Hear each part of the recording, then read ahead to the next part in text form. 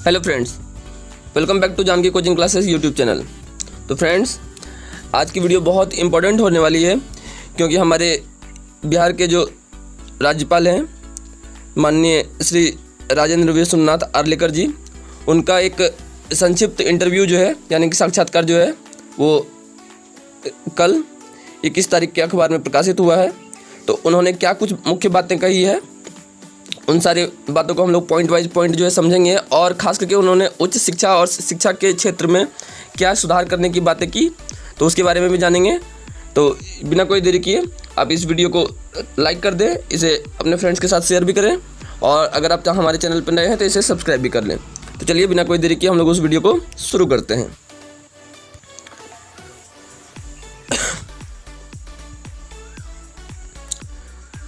तो ये देखिए, ये कल के अखबार का कटिंग है 21 तारीख का। इसमें लिखा हुआ है हेडिंग, जैसा कि आप देख सकते हैं कि राज्यपाल सह कुलाधिपति राजेंद्र विश्वनाथ आर्लेकर ने दो टूक कहा। मतलब उन्होंने साफ साफ दो शब्दों में अपनी बात जो है रख दी। क्या कहा उन्होंने कि मैं यहाँ केवल बैठने के लिए नहीं आया, कोशिश है उच्च शिक्षा की तस्वीर बदले। मतलब इनका ये उद्देश्य है कि ऐसा नहीं है कि मतलब सिर्फ और सिर्फ राज्यपाल की पोस्ट पर सिर्फ बैठने के लिए आए हैं और बैठ करके जो है सिर्फ चले जाने के लिए आए हैं, जैसे कि अभी तक होता आया है। इनका कहना है कि उच्च शिक्षा की तस्वीर बदलनी चाहिए। मतलब कहने का अर्थ है उच्च शिक्षा में बेहतर बदलाव हो। तो उसके लिए क्या क्या मुख्य बातें इन्होंने कही, तो हम लोग उसकी ओर चलते हैं।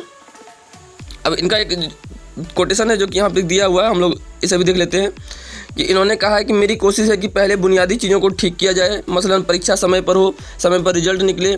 अभी जो हालात हैं उसके लिए छात्रों को दोष नहीं दे सकते। तो इनका कहना बिल्कुल सही है कि बिहार में विश्वविद्यालय के अंतर्गत जितने भी कॉलेजेस वगैरह चल रहे हैं वहाँ पे ठीक ढंग से न समय पे जो है कक्षाएँ होती है, न समय पर परीक्षाएँ हो पाती है, और ना जो है सही समय पर रिजल्ट निकल पाता है, जिस वजह से छात्रों को बहुत ज़्यादा परेशानी का सामना करना पड़ता है।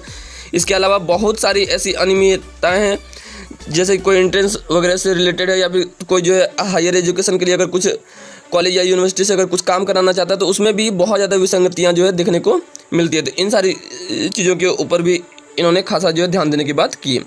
अब आगे बढ़ते हैं और इसे एक सिरे से समझने की कोशिश करते हैं। क्या कहता है, प्रश्न पूछा गया कि बेपटरी सी हुई उच्च शिक्षा को कैसे दुरुस्त करेंगे।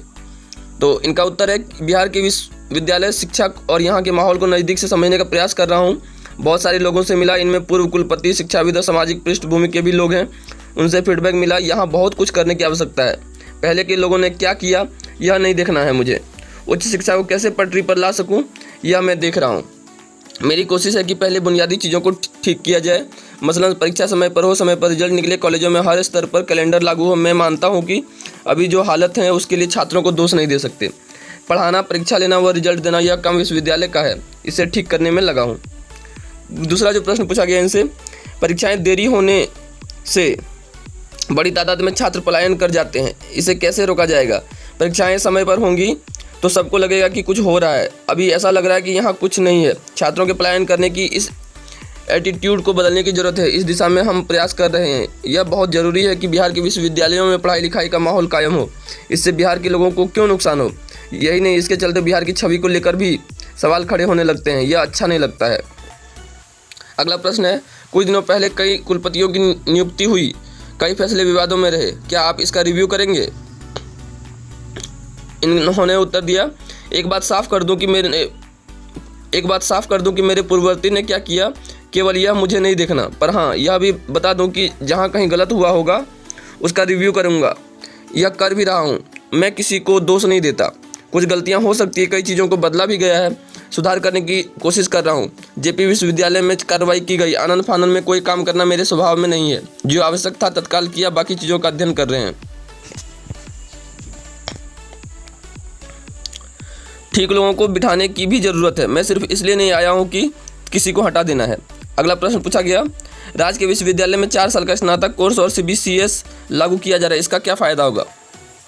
इन्होंने उत्तर दिया, चॉइस बेस्ड क्रेडिट सिस्टम यानी CBCS का नई शिक्षा नीति में प्रावधान है। अब हर 6 महीने में एक परीक्षा हो, यह गाइडलाइन है। मान लीजिए किसी ने 2 सेमेस्टर की परीक्षाएं दी और वह किसी कारण से आगे नहीं पढ़ पाया, पहले उसे ऐसी स्थिति में कोई डिग्री नहीं मिलती थी। अब ऐसे छात्रों को 2 सेमेस्टर का क्रेडिट मिलेगा और उस आधार पर वह अपने भविष्य की राह तलाश सकेगा। यह व्यवस्था फिलहाल PU में लागू है। सभी विश्वविद्यालय में 4 साल का CBCS लागू करना है। UGC ने भी इसे लागू करने को कहा है। इंजीनियरिंग जैसी तकनीकी शिक्षा में भी इसे लागू किया जा सकेगा। अगला प्रश्न पूछा गया, विश्वविद्यालय और कॉलेजों में बड़े पैमाने पर शिक्षकों के पद खाली हैं, इसका नुकसान छात्रों को उठाना पड़ता है। इनका उत्तर था, साधारण तौर पर नियुक्तियां सरकार कर रही है। कुलाधिपति होने के नाते मेरा इसमें बहुत ही कम रोल है। मैंने सरकार को कहा है कि नियुक्ति प्रक्रिया जल्द पूरी हो, इसके लिए प्रयास शुरू है। शिक्षा विभाग के अधिकारियों को भी कहा है। लगातार बातें हो रही है। दूसरी बात यह है कि छात्र शिक्षक के अनुपात में भी बड़ा गैप है। छात्र शिक्षक अनुपात में शिक्षकों की नियुक्ति होगी, मेरा ऐसा प्रयास है। गेस्ट फैकल्टी से 8 से 10 सालों में काम लिया जा रहा है। ये यहाँ पे एक देखिए बहुत ही इंपॉर्टेंट इन्होंने जो एक फैक्ट दिया है कि इनके जो है मतलब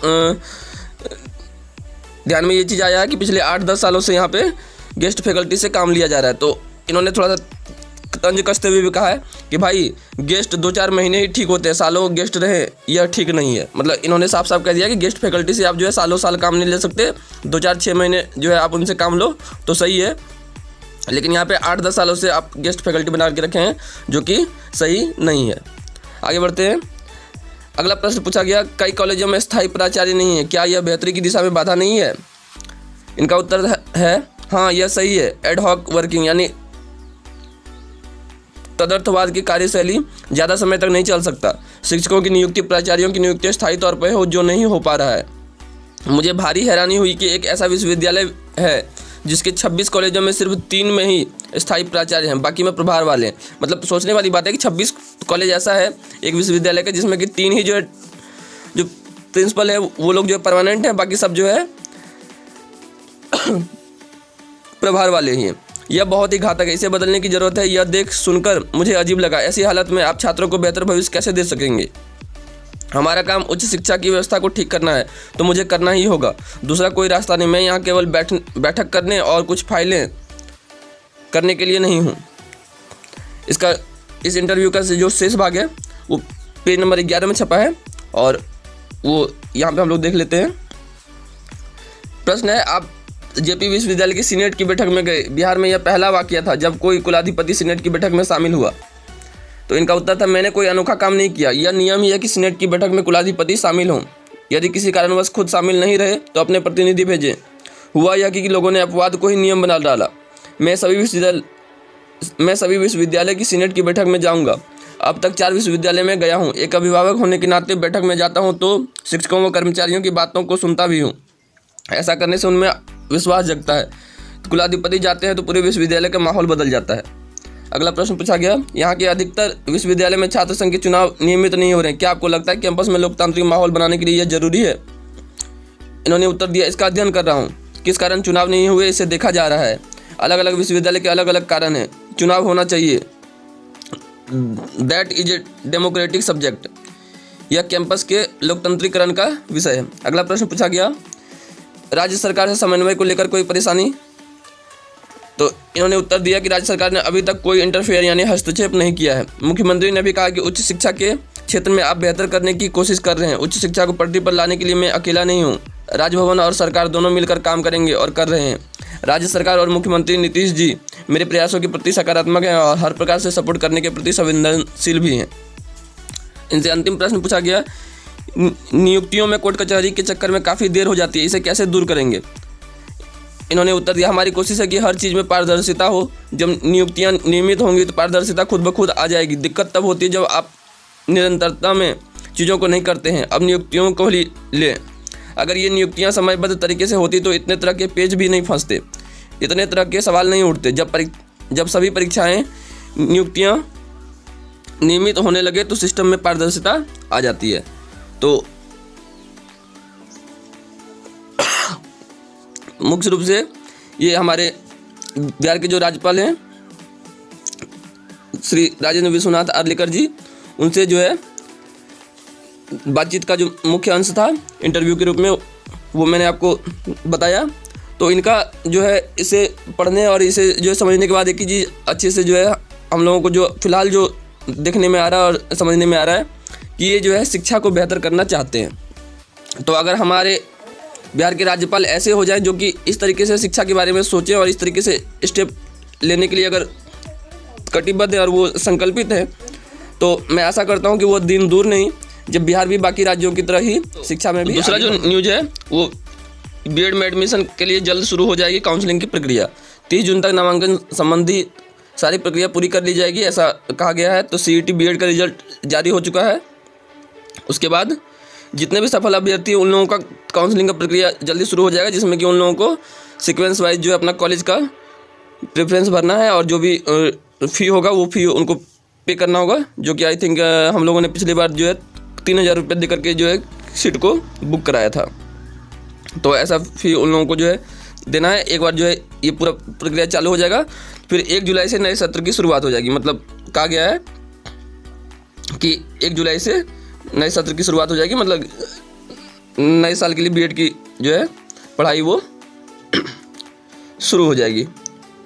तो इसमें जो बिहार बीएड का जो रिजल्ट निकला है उसमें जो विद्यार्थी हैं जो कि मतलब टॉप 10 में अपनी जगह बना पाए हैं, इसमें पहला नाम है नेहा कुमारी का भोजपुर से, इन्होंने 99 अंक प्राप्त किए।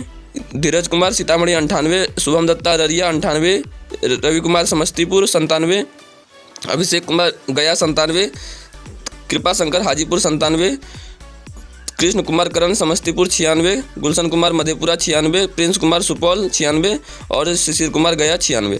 तो ये टॉप 10 विद्यार्थियों की लिस्ट है जिन्होंने कि बिहार के एंट्रेंस टेस्ट में टॉप 10 में स्थान बनाया है। तो यही सारी मुख्य बातें थी जो कि मैंने आपको इस वीडियो के माध्यम से बताई।